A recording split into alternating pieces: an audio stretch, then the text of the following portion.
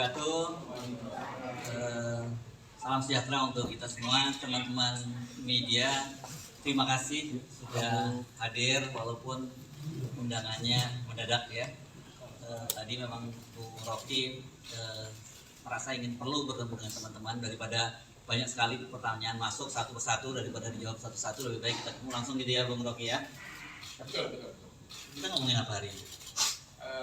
Soal PT 0%. Oke. Jadi kita ngomongin hari ini soal PT 0% ya. Silakan Bung Rocky untuk menjelaskan soal PT 0% itu. Semuanya dimulai dari soal PT 0%. Yes. Mike. Naiknya harus mepet. Kita selalu berupaya untuk mendudukkan masalah di dalam konteks yang paling purba, konteks yang paling awal, yaitu kegagalan negara untuk menghidupkan percakapan politik. Kegagalan yang disebabkan oleh berbagai macam ambisi yang seharusnya dikanalisasi melalui persaingan politik. Tapi karena persaingan politik ditutup oleh soal-soal persyaratan 0% segala macam itu, maka dia cari kanal. Jadi itu konteks besarnya tuh kira-kira tuh. Kenapa kemudian misalnya buruh buntut Omnibus Law dibatalkan? Kenapa masyarakat adat tetap bergerak untuk mempertahankan hak rakyat mereka tuh? Ini semua karena tidak ada kejelasan regulasi. Tapi itu saya jadikan aja sebagai patokan kalau kita bicara. Yang lebih penting adalah saya mengantisipasi pertanyaan-pertanyaan wartawan yang mesti berat. Jadi itu intinya tuh. Saya mulai dengan satu kesan pribadi saya. Selama kurang lebih 1 minggu ini ketika kasus ini mulai beredar, saya ada di mungkin 9-10 kota di Lombok, Jawa Timur, Jawa Tengah tuh. Diundang oleh para mahasiswa tuh. Dengan maksud saya memberi kuliah seperti biasa, kuliah umum. Tetapi dari seluruh undangan seminggu ini, seluruhnya dipersekusi. Saya nggak boleh masuk kampus, saya nggak boleh ketemu akademisi itu. Jadi ada dugaan saya bahwa soal ini soal biasa aja kan. Mau dibuat bicara hukum, oke. Tetapi jangan halangi saya untuk bicara dengan para mahasiswa itu. Nah, yang menggemparkan kemarin adalah di yang saya tahu di Jogja itu adalah saya dihalangi untuk bertemu dengan kurang lebih 1.500-2.000 mahasiswa di situ. Justru itu dihalangi oleh PDIP. Dan saya merasa buat apa menghalangi saya? Toh kalian partai, kalian punya kekuatan untuk mengubah undang-undang tuh. Silahkan ubah undang-undang di DPR buat intelektual atau akademisi atau kritis sosial nggak boleh bertemu mahasiswa tuh. Jadi itu yang saya sayangkan. Padahal saya bertahun-tahun mengajar di sekolah Megawati itu tentang pikiran bangsa. Jadi kalau saya mau terangkan pikiran bangsa, kok dihalangi oleh partai? Di mana saya mengajar tentang pikiran bangsa? Tapi saya paham itu tuh. Jadi terlihat di publik sekarang ada perselisihan tentang kasus saya. Mereka yang mengerti pro saya mengatakan bahwa itu bukan hinaan, itu kritik. Nggak usah saya lanjutkan argumennya. Jadi saya berterima kasih kepada mereka yang menganggap bahwa saya justru membuka pembicaraan untuk menghidupkan diskursus tentang apa sebetulnya yang disebut kritik publik terhadap pejabat publik. Nah, saya berterima kasih pada mereka. Mereka mendukung saya banyak wawancara di media massa tuh, dan bahkan sebagian memuji-muji saya bahwa saya memulai satu tradisi untuk memperlihatkan bahwa diskursus publik itu tidak boleh dihalangi oleh dendam pribadi. Memang itu dasarnya. Jadi sekali lagi itu poinnya. Tetapi saya mengerti bahwa kasus ini kemudian membuka perselisihan di publik antara yang pro dan kontra.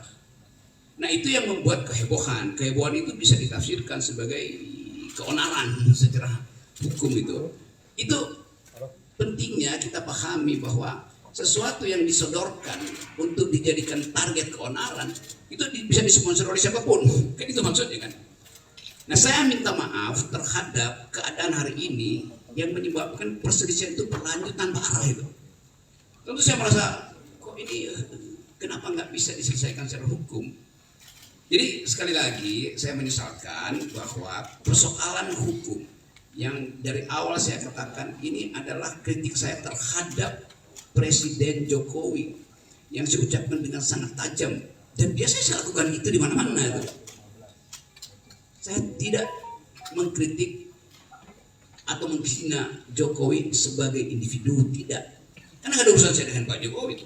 Karena itu saya kira Pak Jokowi juga mengerti. Itu yang menyebabkan Pak Jokowi tidak mau melaporkan saya.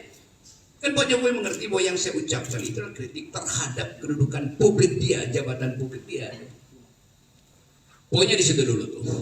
Jadi bab pertama saya mau terangkan bahwa di dalam demokrasi persaingan pikiran itu dilegalkan, bahkan dianjurkan, supaya kita bisa menapis mana yang disembunyikan, mana yang sebetulnya genuine, mana yang sebetulnya palsu. Nah kita di sini belum sampai di sini. Jadi saya paham bahwa kemarahan sebagian pihak itu karena belum bisa membedakan mana kritik publik dan mana dendam pribadi. Saya tidak punya dendam apa-apa dengan Pak Jokowi.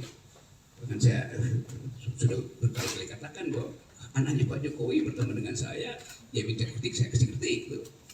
Pak Jokowi mantul, saya diundang, bahkan undangan VIP, tapi saya nggak bisa datang. Jadi nggak ada soal di situ. Sekarang pertanyaannya, kok kenapa jadi soal? Artinya ada yang ingin dia bermain di air keruh. Tapi saya mengerti tahun politik pasti ada sifat semacam itu tuh, mengambil keuntungan dari problem ini. Bagian kedua saya mau terangkan khusus terhadap mereka yang salah mengerti apa yang saya ucapkan di forum buruh itu. Saya hanya mengkritik dua hal pada waktu itu. Satu soal IKN, satu soal Omnibus Law. Tolong perhatikan ya.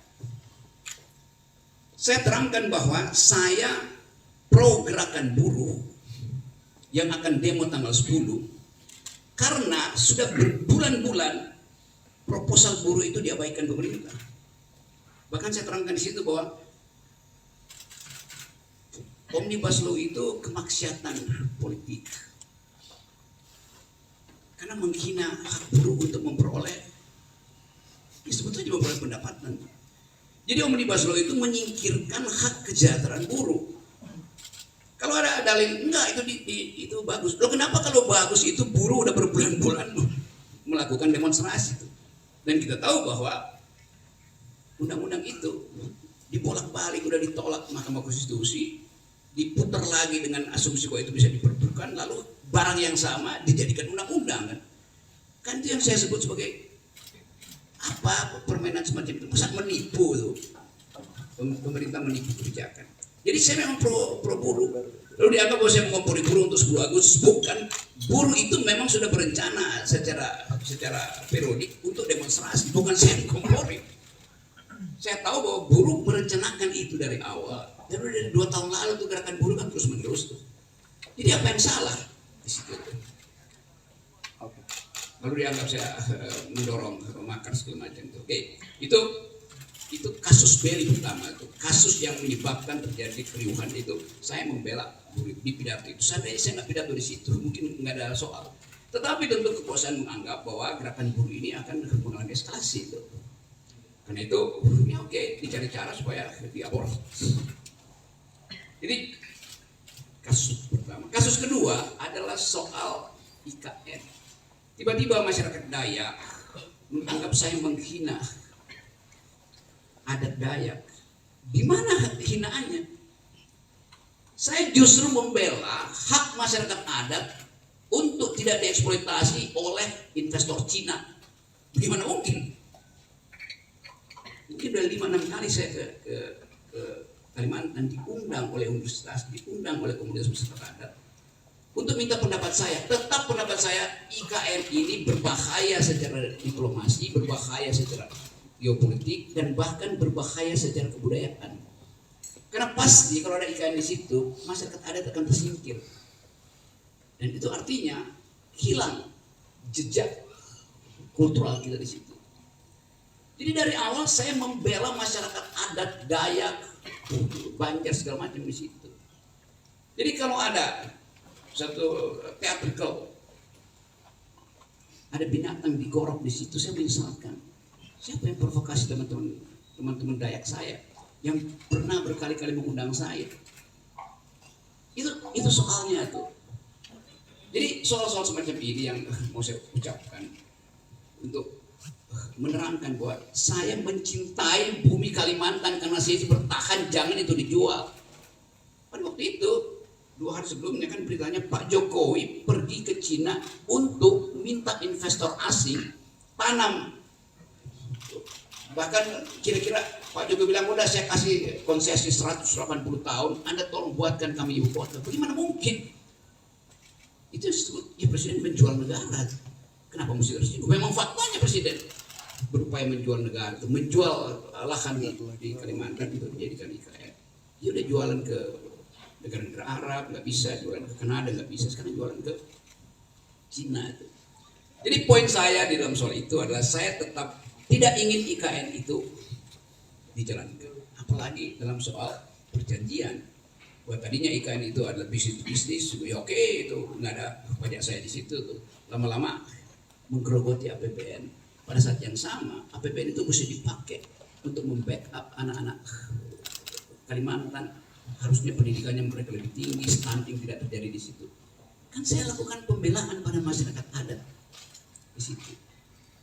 Oke, demikian juga di tempat lain, di mungkin NTT, NTB itu di Papua ada orang yang tiba merasa bahwa tersinggung. Iya, saya minta maaf karena saya menyebabkan kalian berselisih. Nanti diterangkan apakah perselisihan itu saya yang picu. Bukankah ada forum untuk perselisihan? Kenapa mesti pakai kekerasan misalnya? Tapi saya menangkap itu bahwa kemarahan itu memang harus diucapkan pertama kali. Dan itu yang membuat saya tetap akan mengatakan bahwa saya akan terus mengambil risiko untuk menjadi